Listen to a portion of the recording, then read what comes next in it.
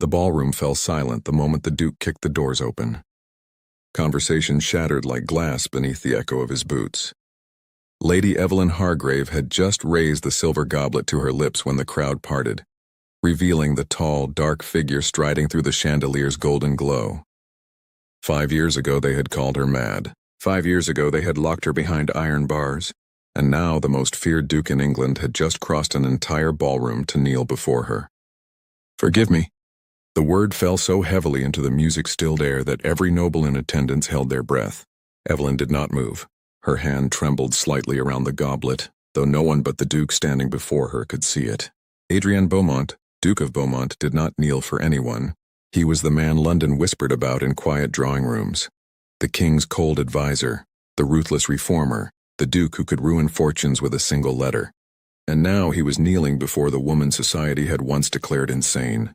The orchestra faltered. The whispers began. Evelyn set the goblet down slowly. Her eyes, dark, steady, and far too calm for the storm breaking around them, studied him. "You must be mistaken, Your Grace," she said quietly. Her voice carried farther than expected. 5 years of silence had not broken it. "I do not believe we are acquainted."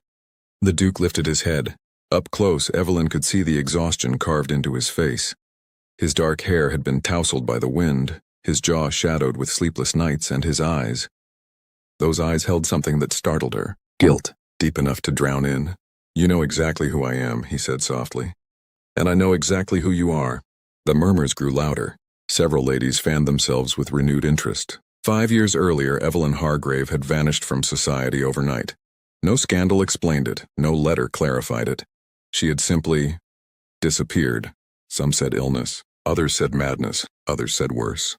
Now she stood once again beneath chandeliers, alive and composed, and the most powerful duke in England was kneeling before her as if begging absolution. Evelyn leaned slightly closer to him. "Stand up," she murmured under her breath. "You are making a spectacle." "Good," he replied quietly. For a moment something dangerous flickered between them. Then Adrian rose slowly. The ballroom seemed smaller once he stood to his full height. Broad-shouldered, severe, dressed in dark formal attire that contrasted with the bright aristocratic colors around him. He turned toward the crowd. "I apologize for interrupting Lady Hargrave's evening." His voice carried the effortless authority of a man accustomed to command. "But I fear London owes her an apology far greater than mine." The room froze again. Evelyn's heart tightened. That sentence alone could destroy reputations, including his. She stepped forward quickly. "That will not be necessary," she said coolly. Adrian looked down at her, and something inside him shifted. 5 years earlier she had been 16, a frightened girl standing silently in the shadow of powerful men. Now she stood before him with quiet composure, wearing a pale ivory gown that caught the candlelight like moonlit water. But she was thinner than she should be, too pale, and there was something in her eyes he could not escape. 5 years of loneliness. 5 years he had signed away with one careless stroke of ink. "You should not be here," Evelyn said quietly. "I was invited." "That invitation was a mistake." "Perhaps." His gaze softened slightly. "But correcting mistakes appears to be my new occupation." The words were simple, yet they struck her harder than anger, because she knew what he meant, because she had seen the document, the one bearing his name, the one that had sent her to the tower. "You came all this way," she said carefully, "to apologize?" "Yes." "And then?" His jaw tightened. "Then I will spend the rest of my life making certain the world never locks you away again." The promise was spoken quietly, but it carried the weight of something far larger than a ballroom conversation. Evelyn felt the air shift. Across the room, nobles whispered behind gloved hands. A duke making promises to a woman once declared unstable, a woman of questionable birth. It was scandal waiting to ignite. "You cannot repair 5 years with promises," she said softly. "No." He met her gaze without flinching. "But I can begin." For a moment neither spoke. Then the orchestra cautiously resumed its music. The ballroom's noise returned, but the world between them had already changed. Evelyn finally stepped past him. "I have no interest in revenge, Your Grace." Her words were calm, but something trembled beneath them. "I only wish to live quietly now." Adrian turned slowly. "Unfortunately," he said, "quiet lives are rarely granted to women who have been wronged by powerful men." She paused, and when she looked back at him there was something far more dangerous than anger in her eyes. Curiosity. "You should not involve yourself in this." "I already did," he replied. 5 years ago, But he did not say that part aloud, because the truth was worse. The truth was that the man who had ordered her imprisonment was still alive, still powerful, still watching, and the moment Evelyn Hargrave returned to society, he would come for her again. Adrienne had broken open the gates of her prison, but he feared something far worse was about to begin. The following morning, the Duke of Beaumont's estate in Wiltshire stirred earlier than usual. Servants whispered in corridors. Footmen exchanged curious glances. For the first time in years, the Duke had brought a guest to reside in the East Wing. And not just any guest. Lady Evelyn Hargrave, the woman London had buried in silence. Evelyn stood beside the tall bedroom window, her fingers resting lightly against the glass. The garden stretched endlessly beyond the terrace. Soft morning mist hovering above rose hedges and trimmed lawns, the distant lake catching pale gold sunlight. Freedom still felt strange. Too wide. Too bright. For 5 years her world had been a tower chamber barely large enough for a bed, a table, and a narrow barred window. Now there were entire gardens outside her door. She had barely slept. Every creak of the manor had woken her. Every shadow had made her wonder if the door might lock again. A knock sounded. Soft, respectful. She stiffened automatically. "Miss Hargrave?" The voice belonged to Mrs. Pemberley, the housekeeper. Evelyn released a slow breath. "You may enter." The door opened gently. Mrs. Pemberley stepped inside carrying a breakfast tray, her posture formal, but her expression kind. "You did not come down for breakfast, miss," she said. "I thought you might prefer some privacy." Evelyn nodded. "Thank you." The tray was placed beside the window seat. Tea, fresh bread, fruit, and warm porridge. Food that still felt extravagant. Evelyn hesitated before touching it. 5 years had taught her to eat quickly and without expectation. This abundance still confused her. Mrs. Pemberley lingered near the door. "His Grace left early this morning." Evelyn glanced up. "Did he?" "He rode to London before sunrise." A small, quiet relief stirred in Evelyn's chest. She was not yet ready to face him again. Last night's ballroom scene had unsettled her more than she cared to admit. A duke kneeling before her in front of half of London society. The humiliation she had endured for years had suddenly shifted into something else entirely. Attention. Dangerous attention. "Will he return soon?" Evelyn asked. "Most likely tonight." Mrs. Pemberley studied her gently. "He has been working without rest for several days." Evelyn frowned slightly. "Working?" The housekeeper hesitated before answering. "Your Grace may prefer to explain it himself." That answer told Evelyn enough. Adrienne Beaumont was not a man who moved without purpose. If he had brought her here, it meant he had already begun something. Something large. Something dangerous. Mrs. Pemberley inclined her head. "If you require anything, Miss Hargrave, you need only ring." After she left, silence returned to the room. Evelyn finally lifted the teacup. Her hands had steadied since yesterday, but her thoughts had not. She could still see the look in the Duke's eyes when he had said, "Forgive me." Not arrogance, not pity. Something far worse, remorse. A man like Adrienne Beaumont did not kneel lightly, and men like him never apologized unless they intended to change something. Her gaze drifted to the gardens again. What exactly was he planning? That afternoon, the quiet of the estate shattered. Hooves thundered across the gravel drive. Carriage wheels crunched sharply. Evelyn, walking slowly along the rose path with Mrs. Pemberley, stopped. A black carriage had just arrived. Its crest glinted in the sunlight. Mrs. Pemberley's face tightened. That carriage should not be here. The door opened. A tall gentleman stepped out slowly, removing his gloves with precise, irritated movements. Silver hair, cold gray eyes, an aristocrat who wore power-like armor. Evelyn felt a chill slide down her spine. Even before he spoke, "Miss Hargrave." His voice was smooth, dangerously polite. She recognized him immediately. Lord Clarence Mortimer, the man who had signed the medical declaration that called her unstable.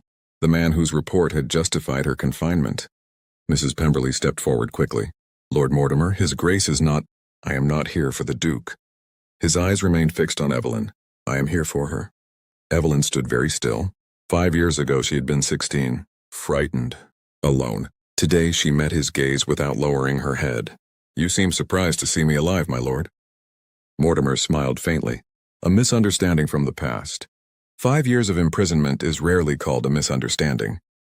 He ignored the remark. "You must understand," he continued calmly. "Certain decisions were made for the good of society." Evelyn's hands tightened slightly in the fabric of her dress. "And now?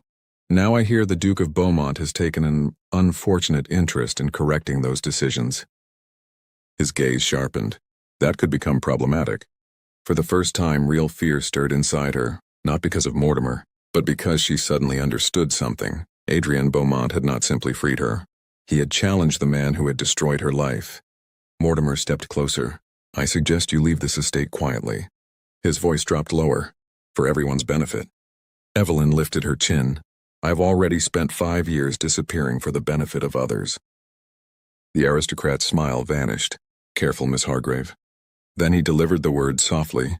"If the Duke continues this investigation—" His eyes darkened. "He may lose far more than his reputation." And with that warning, Lord Mortimer turned back toward his carriage. The wheels rolled away moments later, leaving only dust and silence behind. Evelyn stood frozen in the garden, her heart beating faster, because now she knew the truth.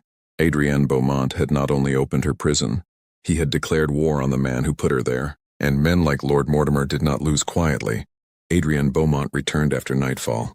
Rain followed him across the Wiltshire countryside, turning the gravel drive into a ribbon of dark glass beneath the carriage wheels. By the time he stepped inside the manor, his coat was damp and the shadows beneath his eyes had deepened. He handed his gloves to the footman. "Miss Hargrave?" "In the library, Your Grace." Adrian paused. "She has not retired?" "No, Your Grace." A strange unease stirred in him. Evelyn had spent the past days avoiding him with polite precision. Dinner conversations had been brief, careful, distant. If she waited for him tonight, something had changed. He walked toward the library. The fire inside burned low, casting warm amber light across shelves of leather-bound volumes. Evelyn stood near the window. Her posture was composed, but her hands were clasped tightly in front of her. She turned when he entered. "You received a visitor today," she said quietly. Adrian stopped. "Lord Mortimer." The name alone filled the room with tension. His expression hardened immediately. "What did he say to you?" The question came sharper than intended, Evelyn noticed, and for the first time since arriving at the estate, she saw the full force of the Duke's temper beneath his control. "He advised me to leave," she replied calmly. Adrian's jaw tightened. "He had no right to come here." "He did not come for you," she said. "He came to warn me." That unsettled him more than anger would have. Adrian crossed the room slowly. The firelight caught the rigid lines of his face. "And what exactly did his warning involve?" Evelyn met his gaze steadily. "He believes you are investigating him." Adrian did not deny it. "That man stole 5 years of your life, and yet he seemed quite confident you would regret interfering." A flicker of something dangerous crossed the Duke's expression. "I rarely concern myself with Lord Mortimer's confidence." Evelyn studied him carefully. "You intend to expose him?" It was not a question. Adrian walked to the fireplace. His broad shoulders seemed heavier tonight. "I intend to uncover the truth." "The truth could destroy you." He gave a quiet, humorless breath. "That possibility has not escaped my attention." The silence stretched. Rain tapped softly against the tall windows. Finally, Evelyn spoke again. "You signed the order." Adrian froze. The words were simple, but they struck like a blade. "Yes," he said. He did not turn around. "I did." The confession hung in the air between them. Evelyn stepped closer, not accusing, not retreating, simply facing the truth. "Why?" Adrian closed his eyes briefly. "Because 5 years ago," he said slowly, "I trusted the wrong man." He turned then. The guilt in his eyes was unmistakable. "Mortimer brought documents bearing the seal of the Privy Council. Medical testimony. Reports claiming you were unstable and had become involved with foreign agents." Evelyn blinked in disbelief. "I barely left the estate." "I know that now." His voice roughened. "But at the time I was young, ambitious, and far too willing to believe the authority of men above me." The fire crackled softly. Evelyn absorbed the explanation. "You believed I was dangerous." "Yes. And you signed the order without meeting me." Adrian did not attempt to soften it. "Yes." The honesty stunned her more than any excuse would have. For several long seconds neither spoke. Then Evelyn did something unexpected. She moved closer to the fire beside him. "You came back," she said quietly. Adrian frowned. "What do you mean?" "You could have ignored the truth when you discovered it." Her gaze remained steady. "You could have left me in that tower." The Duke's voice lowered. "I did not know." "But once you did," she continued, "you opened the gates." He looked at her then. Really looked. At the quiet strength in her posture. At the woman who had endured 5 years of isolation and still stood with dignity. "You should hate me," he said softly. Evelyn considered that. "I did." The admission did not surprise him. "Do you still?" She hesitated. That pause said more than any answer. Adrian stepped back slightly, creating distance. "You should return to your room," he said. "The hour is late." The formal tone felt like a wall between them again, but before Evelyn turned away, she said something that made him stop. "Mortimer threatened you." Adrian did not answer. "That means he is afraid." A small shift occurred in his expression. "He should be." Evelyn studied him. "And yet you are the one standing alone against him." Adrian gave a faint smile. "Not alone." She raised an eyebrow. "Oh? I have truth on my side." Evelyn looked at him for a long moment. Then she said quietly, "You also have me." The words surprised them both. For a moment the room seemed to hold its breath. Adrian searched her face. "You owe me nothing." "No," she replied calmly, "but I owe myself the chance to stand beside the man trying to repair what was done to me." The Duke said nothing, but something in his guarded expression shifted. Not trust, not relief, something quieter. Respect. Outside, thunder rolled softly over the countryside. Inside the library, the space between them felt very different than it had the night before. Not enemies, not strangers, something more complicated, and far more dangerous. Because for the first time since freeing her, Adrian realized Evelyn Hargrave was not merely a woman he had wronged. She was becoming a woman he could not bear to lose. 3 days later, the first letter arrived. It was placed quietly beside Adrian's breakfast plate in the morning room, sealed with dark red wax. The crest was unmistakable. Privy Council. Adrian broke the seal slowly. Across the table, Evelyn watched him. She had joined him for breakfast only twice since the night in the library, but something subtle had changed between them. The distance remained, but it no longer felt hostile. Now it felt careful. "What is it?" she asked. Adrian read the letter once. Then again, his expression hardened. "Mortimer has begun defending himself." Evelyn set her teacup down. "So soon?" "He anticipated this." Adrian folded the paper neatly. "He claims your confinement was recommended by physicians." "That lie again." "Yes." Evelyn rose and walked toward the tall window overlooking the gardens. The morning sun painted pale gold across the lawns. 5 years stolen by a single lie. "And people will believe him," she said quietly. Adrian joined her at the window. "Not when I present the documents." "You are certain they exist?" "Yes." His tone was firm. "I saw copies of the falsified reports in London." "Copies," Evelyn repeated. "Which means the originals are somewhere." Adrian nodded, "Most likely inside Mortimer's private archives." Evelyn turned toward him slowly. "And you intend to retrieve them?" It was not a question. Adrian held her gaze. "Yes." "That sounds dangerously close to treason." A faint smile touched his lips. "Only if I am caught." She stared at him. "You cannot be serious." "I am entirely serious." He moved toward the writing desk. "Mortimer built his power on deception. If I expose the foundation, the entire structure collapses." Evelyn folded her arms. "And what becomes of you when that happens?" Adrian paused. "London society will be displeased." "That is a generous description." He glanced back at her. "Are you asking out of concern?" Evelyn lifted her chin slightly. "I am asking because destroying yourself will not restore my past." The words landed with quiet force. Adrian leaned against the desk. "You misunderstand." "Then explain." His voice softened slightly. "I am not doing this for redemption alone." Her brow furrowed. "Then why?" Adrian hesitated. The truth hovered dangerously close to the surface. "Because what happened to you should never happen again." Evelyn studied him carefully. "You believe you can change the system?" "I believe someone must try." She said nothing for several moments. Then she turned back toward the window. "I spent 5 years staring through iron bars," she said quietly. Adrian did not interrupt. "I measured cracks in the walls, counted storms, memorized the sound of footsteps outside the door." The memory hung heavy in the air. "And now," she continued, "you are risking your life to fight the man responsible."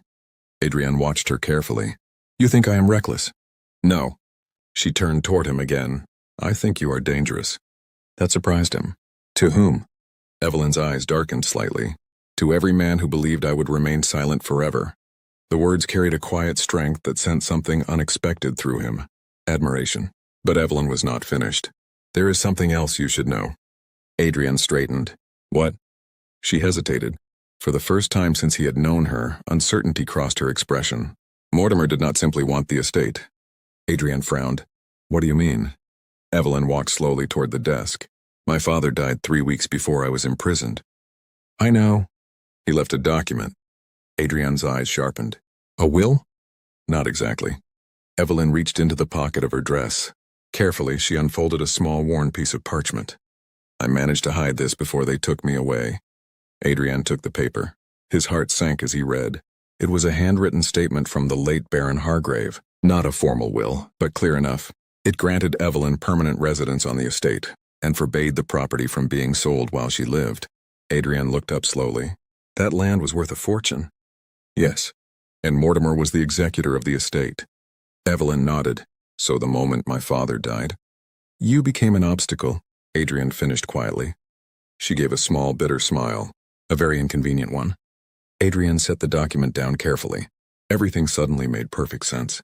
The fabricated medical report, the false accusations, the quiet confinement. Mortimer had not imprisoned a dangerous woman. He had removed the only person standing between him and a fortune. Adrian's voice turned cold. This changes everything. Evelyn studied him. It makes the situation worse. No. His eyes darkened. It makes Mortimer vulnerable. She frowned slightly. How? Fraud involving an estate is far easier to prosecute than political deception. Adrian moved closer. This document proves motive. Evelyn's breath caught. You believe we can actually defeat him? Adrian met her gaze. We can. For the first time since she arrived at the estate, something fragile appeared in her expression. Hope. But hope was dangerous, especially for a woman who had already lost 5 years to powerful men. Evelyn looked away slowly. And if we fail? Adrian's answer came quietly. Then Mortimer will destroy me. And me. Yes. Silence fell again. Outside, the wind stirred the rose bushes. Inside the room, the future suddenly felt like a battlefield. Evelyn looked back at him and asked the one question that truly mattered. Tell me honestly, Adrian. The use of his name was new. Unplanned. What happens to us if this war begins? Adrian did not answer immediately, because the truth was far more dangerous than Mortimer himself. If the war began, London society would tear them both apart. Rain fell heavily over the estate that evening. The sound drummed softly against the tall windows of the drawing room, wrapping the house in a quiet isolation that felt strangely intimate. Evelyn stood near the fireplace, watching the flames shift and breathe across the logs. The conversation from that morning had not left her thoughts. War. Adrian had called it a war without saying the word, against a man powerful enough to bury her once already. And yet, she had chosen to remain. Behind her, the door opened quietly. She did not need to turn. You should be resting, Adrian said. His voice carried the exhaustion of a man who had spent the entire day writing letters that could alter the balance of power in London. Evelyn turned slowly. You have not rested either. He removed his coat and placed it over the back of a chair.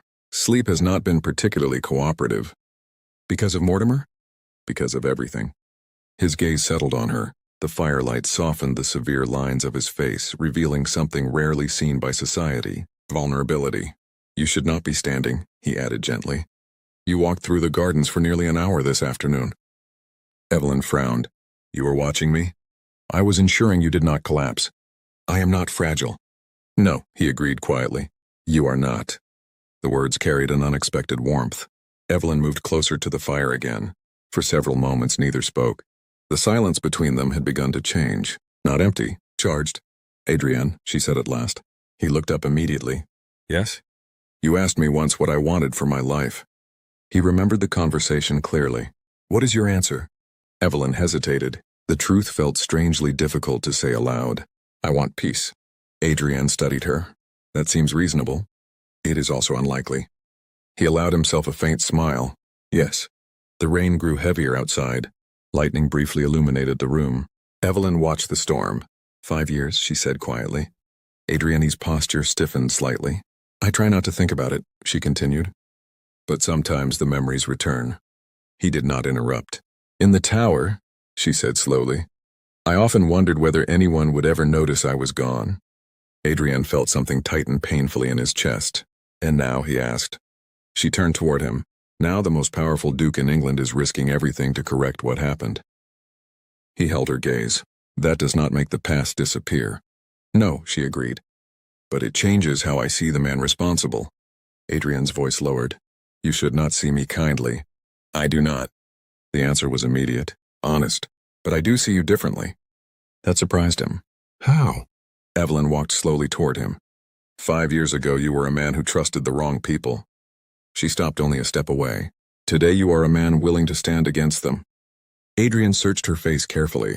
You think that redeems me? No. Her answer was gentle but firm. Nothing can return the years I lost. The truth settled heavily between them, but she was not finished. However, Adrian waited. Evelyn took a slow breath. It means I no longer wish to hate you. The admission seemed to echo in the quiet room. Adrian looked at her as if the words had caught him unprepared. You no longer hate me? No. Why? Evelyn hesitated. Because the real answer frightened her. Because hatred requires energy, she said softly. And I am very tired. Adrian's expression shifted. Not disappointment, understanding. You deserve more than exhaustion, he murmured. Evelyn smiled faintly. And you deserve less guilt. He almost laughed at that. That is unlikely. Silence returned, but it felt different now. Closer. Evelyn became aware of how near they were standing. Close enough to notice the faint scent of rain still clinging to his coat. Close enough to hear his breathing. Her heart quickened unexpectedly. This was dangerous territory. Adrian seemed to realize it at the same moment. He stepped back, creating distance again. I should leave you to rest, he said quietly. But Evelyn spoke before he could turn away. Stay. The word slipped out before she could reconsider. Adrian froze. You wish me to stay? Yes. Her voice softened. Just for a moment. He returned slowly, standing beside the fire again, not touching, but no longer retreating. Evelyn studied the flames. There is something else I must tell you. Adrian waited. When Mortimer visited, she said, he was not angry. That is unusual. He was confident. Adrian's jaw tightened slightly. Men like Mortimer are always confident. He said something else. What? Evelyn turned toward him. He said powerful men rarely destroy each other without casualties. Adrian held her gaze steadily. He is correct. The honesty startled her. You are not afraid? I am terrified. The admission was quiet, but completely sincere. Evelyn searched his expression. Then why continue? Adrian answered without hesitation. Because walking away would mean accepting what was done to you. The word struck deeper than he intended. Evelyn felt something shift inside her chest. Something fragile. Something dangerous. She stepped back slightly, creating the distance he had tried to maintain. Then we must hope you win. Adrian studied her carefully. We? She looked away. I suppose that depends on whether you still intend to protect me. His answer came immediately. Always. The word lingered in the air. Too intimate. Too certain. Evelyn's pulse quickened again. This was becoming far more complicated than justice, because somewhere between guilt and forgiveness, something else had begun to grow, and neither of them yet knew how dangerous it might become. 2 nights later, the storm returned. Wind rattled the tall windows of Beaumont Manor, and rain swept across the gardens like restless whispers through the dark. Evelyn had not intended to leave her room, but sleep had abandoned her again, so she wandered quietly through the dim corridors until warm light spilled from beneath the study door. Adrian was still awake. Of course he was. She hesitated before knocking. Come in. His voice was low, tired, yet alert. When she opened the door, the study looked like a battlefield of paper. Documents covered the desk. Letters, seals, legal transcripts, and old records spread across every surface. Adrian stood beside the desk with his sleeves rolled and ink stains darkening his fingers. He looked up, surprised. Evelyn. I did not mean to interrupt. You are not interrupting. His voice softened. You are rescuing me from drowning in paperwork. She stepped inside slowly. The fire burned low behind him, casting long shadows across the room. You have not slept. Not successfully. Her eyes moved across the scattered documents. These are Mortimer's records. Yes. And? Adrian exhaled slowly. I found the original physician's report. Evelyn stilled. The forged one? Yes. He lifted a parchment carefully from the desk. The handwriting is genuine, but the diagnosis was altered afterward. She moved closer. How? The physician who wrote this report died 2 months after submitting it. A chill moved through her. That is convenient. Adrian nodded grimly. And the alteration was signed by Mortimer himself. Evelyn felt the weight of that discovery settle into her chest. That proves everything. It proves enough. Adrian placed the document carefully aside. Tomorrow I will present these papers to Parliament. The words fell heavily into the quiet study. Tomorrow? Evelyn repeated. Yes. Her pulse quickened. That soon? The longer Mortimer has to prepare, the more dangerous he becomes. Evelyn walked slowly toward the window. Outside, the rain blurred the gardens into shadows. And when the truth is revealed? Adrian did not answer immediately. When he did, his voice was quieter. My name will appear on the same documents.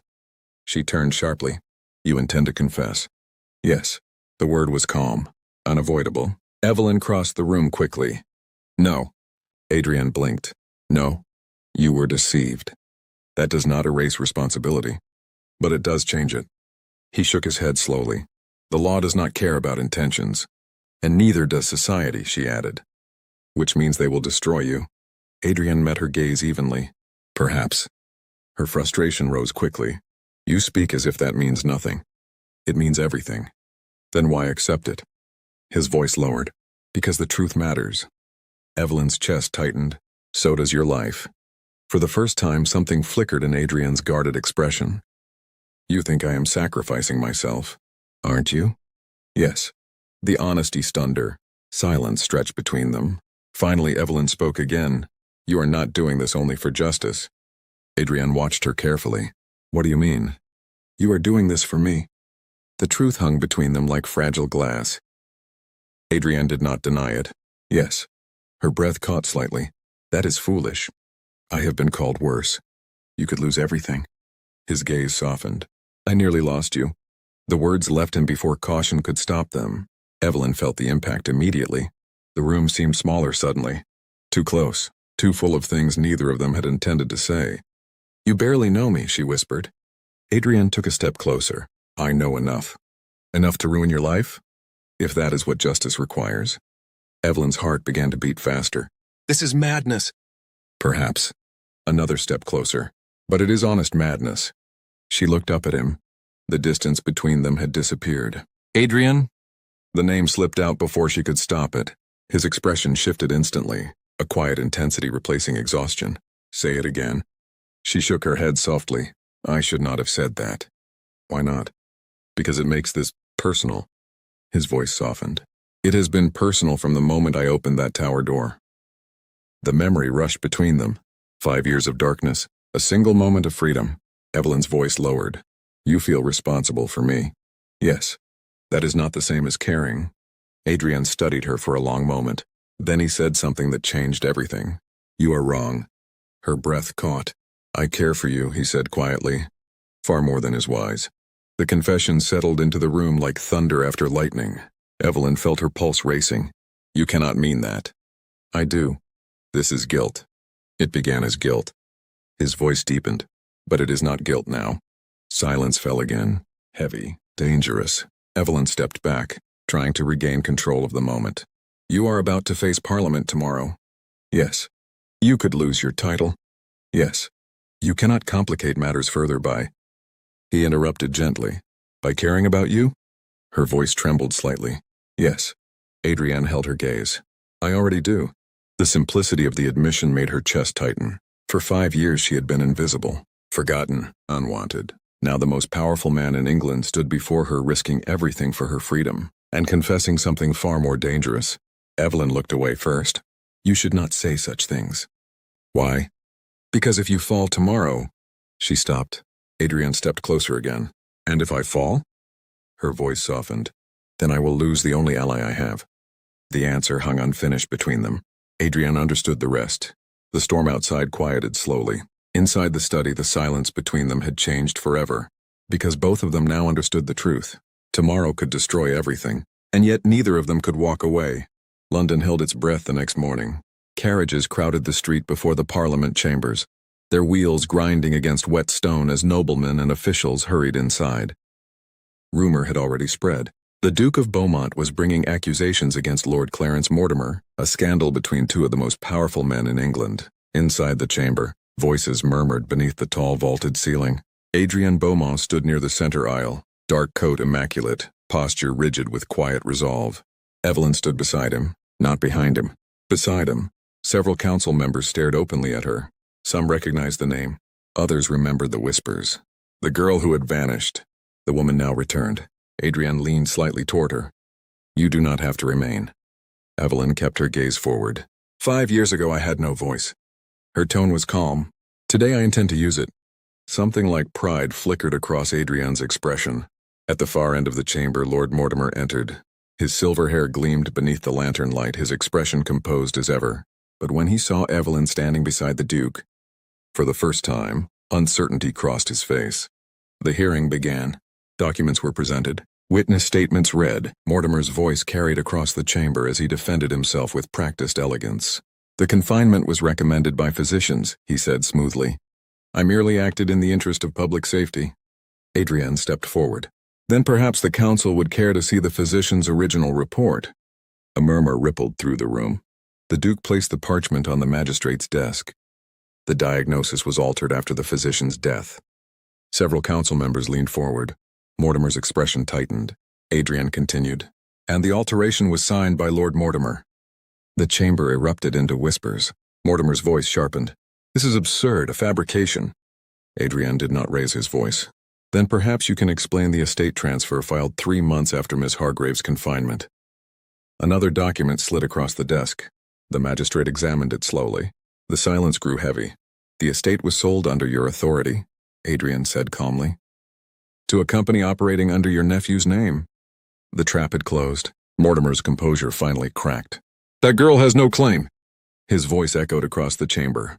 She is illegitimate. She has no rights to the property. Evelyn stepped forward. The room fell silent again. I never asked for the property, she said. Her voice carried clearly through the hall. I only asked to live on the land where I was born. She looked directly at Mortimer. You locked me away because my existence inconvenienced you. No one spoke. Adrian watched her with quiet admiration. 5 years earlier she had been a frightened girl. Now she faced the most powerful men in England without trembling. The magistrate turned back toward Mortimer. The evidence is sufficient. His voice was sharp.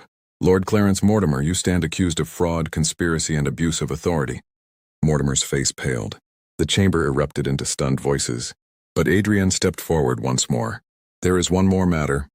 Evelyn's breath caught. She knew what he intended. The confession. Adrian faced the council. My signature appears on the order authorizing Miss Hargrave's confinement.